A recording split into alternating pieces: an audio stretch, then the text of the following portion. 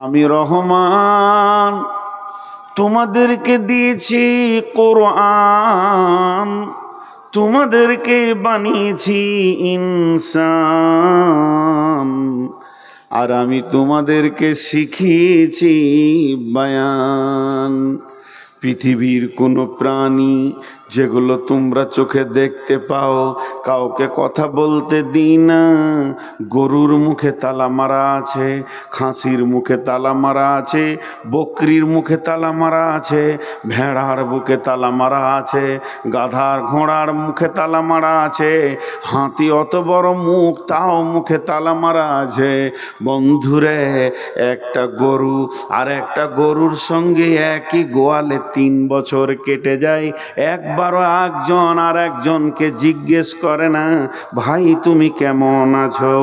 আল্লাহ, ছাগল একসঙ্গে মাঠে 20-25টা চরে, খাসি আর একজনকে বলতে পারে না, বন্ধু আমার দিকে এসো।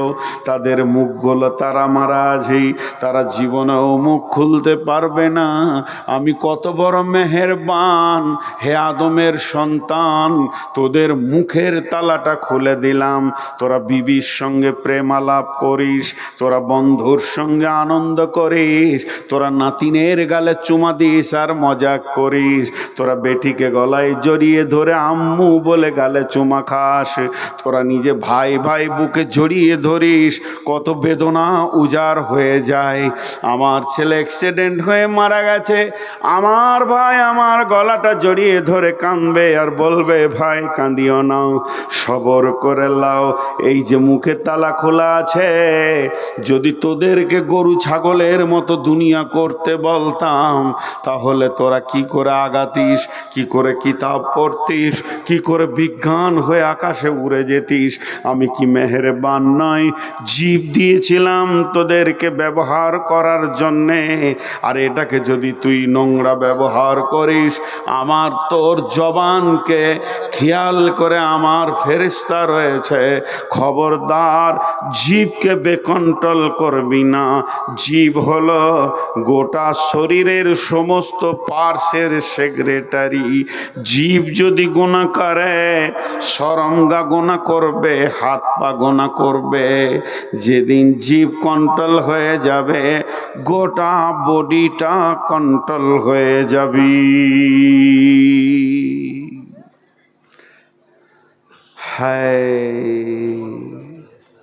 একজন দার্শনিক বলছেন, একটা আয়াতের তর্জমা করলাম, আবার আয়াত আসবে 1-2 মিনিট পর, একটু নেড়ে দেখো তো জিভটা নরম কত রে।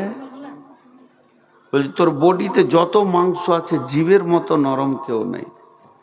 ছোট্ট একটা আঙ্গুল দিয়েছে আল্লাহ, তো খাড়া হয়ে দাঁড়াতে পারবে না, ওই লেগে হাড্ডি দিয়ে দিয়েছে ভিতরে, নখ আছে শেষে, কিন্তু জিভে হাড্ডিও দেয়নি, নখও দেয়নি, নরম। বানামে জাহাদার হেজা আফারি, হাকিমে সুকুন্দার জবা আফারি। এই নরম মাংসতে তুই শক্ত কথা বলিস কি করে? আল্লাহ তোকে জিভ দিয়েছে নরম, তুই সারা জীবন লোককে কথা বলবি নরম নরম নরম। জি, বরফকে জিজ্ঞেস করছে তুই কেন এত ঠান্ডা? বরফ, বরফের গায়ে একজন হাত দিয়ে বলছে তুই কেন এত ঠান্ডা? তো বরফ উত্তরে বলছে, মেরি মাঝি দেখো আর মুস্তাকবিল দেখো, আমার অতীত দেখো আর ভবিষ্যৎ দেখো। আমি হয়েছি পানি থেকে, গলে গেলেও থাকবো পানি, জীবনে আগুন হব না। আমার বাপ দাদা ছিল পানি, আমি বরফ, আর আমি আমার পরবর্তীকালে যখন এটা গলে শেষ হবে তাও হবে পানি। যার আগেও পানি, যার পরেও পানি, সে কি করে গরম হবে? এটা তোমার বুঝে আসে না। তো আল্লাহ বলছে তোমাকে জীব দিলাম নরম, তুমি নরম কথা বলবে, তোমার নরম কথাতে, তোমার কথাতে ভাষাতে তোমার পাশে এসে একজন হৃদয়কে ঠান্ডা করবে, তার বুক জ্বলছে, তোমার দুটো মিষ্টি কথা শুনে জানটা ঠান্ডা হবে। তা তুমি কেন কড়া কথা বলো? নরম জীবে তুমি কড়া কথা কেন বলো? জীবিত নরম। জি, একজন বলেছেন, চলেন আবার আয়াতে যাই। বিসমিল্লাহির রহমানির রহিম। ইয়া আইয়ুহাল্লাযীনা আমানুজতানিবু কাসীরাম মিনাদ-দান্নি ইন্না বা'দাদ-দান্নি ইসমুন ওয়ালা তাজাসসু ওয়ালা ইয়াগতাব বা'দুকুম বা'দান। একটা উদাহরণ দিব, আমার মিসালটা কান করে শোনেন। একটা বড় গোডাউনে 5 লাখ টাকার মাল ভরা আছে, টাকা পয়সা সোনা দানা কম্পিউটার মোবাইল এই চার্জার ফার্জার করে 5 লাখ টাকার মাল ভরা আছে। ছোট্ট একটা চাবি আছে, চাবি বেশি লয়, মালটি দাঁড়িতে চাপাইলে 3 কুইন্টাল হবে, 5 কুইন্টাল হবে, আর চাবিটা দাঁড়িতে চাপালে 20 গ্রামতে হবে, 25 গ্রামও হবে না। কিন্তু চাবিটা যদি চড়ে পেয়ে যায় গোটা গোডাউন খালি, আর চাবি যদি চড়ে না পায় তো মাল জমা থাকলো। তা আল্লাহ বলছে তোর জীব যে বেকান্টাল হচ্ছে তার একটা চাবির নাম হচ্ছে অনুমান। জান ধারণা, বাংলায় বলে ধারণা, অনুমান, বাংলায় দুটো কথা বলা হয়। জান গুমান উর্দুতে। তা আল্লাহ বলছেন এবার এই আল্লাহর কথাটা একটু গুরুত্ব দেন। কি আমি বলছি, আজকে রাত্রিতে কেউ ধরেলেন এই মাঠে যাবেন না, বিপদ হবে। আমি বলছি ওটা, আমার এই ভাইয়া বলছেন, আমার ওস্তাদ ভাজন বলছেন, এনারা আমরা সবাই বলছি যাও না, মাঠে বিপদ হবে, কাটবে মারবে, ডাকাত আছে। হতেও পারে নাও পারে, বিপদ হতেও পারে নাও পারে। কিন্তু যদি আল্লাহ বলে মাঠে আজকে যাস না বিপদ হবে, ওটাতে সন্দেহ আছে? একবার আপনারা বলেন সন্দেহ আছে? সন্দেহ নেই। এবার আল্লাহ বলছেন বিসমিল্লাহির রহমানির রহিম।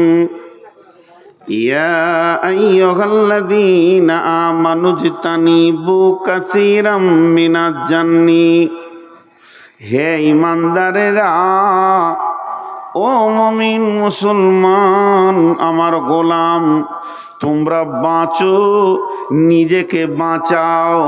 ইজতানিবু, বাঁচো বাঁচো। এই বাঁচো শব্দটা কোনো আলেমের নয়, কোনো মাওলানা নয়, কোনো মুফতির নয়, কোনো নবীর নয়, কোনো ফেরেশতার নয় যে এখানে আপনি সন্দেহ করবেন। এটা স্বয়ং আল্লাহ বলছেন ইজতানিবু কাসীরাম মিনাজ-জান্নি, বেশ কিছু ধারণা অনুমান গুমান থেকে তুমি নিজেকে বাঁচাও। ইন্না বা'দাদ-দান্নি ইসমুন, এমন কিছু ধারণা আছে যেগুলো হলো কাবিরা গুনাহ। ধারণা তোমাকে কাবিরা গুনাহে ভরে দেবে। এই ধারণা করা, অনুমান করা, গুমান করা, জান করাটাই হলো কাবিরা গুনাহ।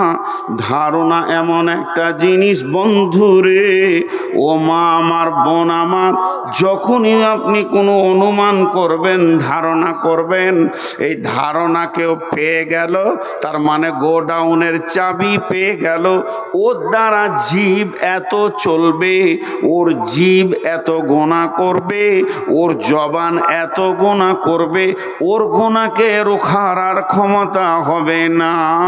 ও তখন গুনার ময়দানে নেমে যাবে।